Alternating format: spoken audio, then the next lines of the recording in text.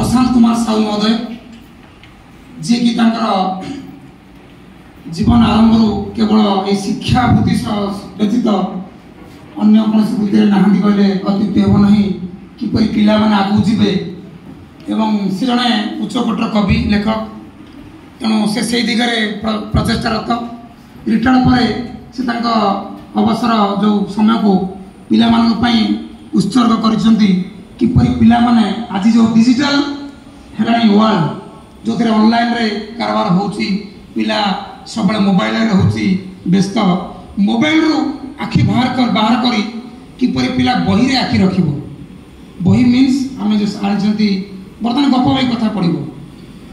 जोड़ा आम कहते स्टोरी टेलिंग मेथड गोटे मतलब टीचिंग आलोचना करवा आज समस्त को अनुष्ठान तरफ आम जो अतिथि आसती स्वागत करुँ मैडम सार बामपटे अच्छा प्रधान शिक्षयित्री